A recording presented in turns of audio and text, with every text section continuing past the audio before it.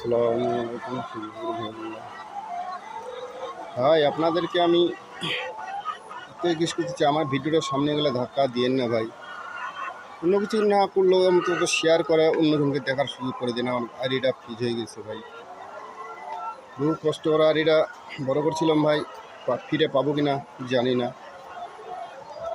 এখন কী করবো ভাই, আপনারা যদি একটু ভালোবাসা দেন আর তাহলে আইডিটা হয়তো ফিরে পেতে পারি আমি। আপনার দেখেন না ভাই, একটু কষ্ট করা আইডিটা আমি যেন ফিরে পাই। ভিডিওটার সামনে গেলে ধাক্কা দিয়েন না। আমি তো আপনার ভিডিওটা আমার সামনে আসলে আমি ধাক্কা দিই না ভাই।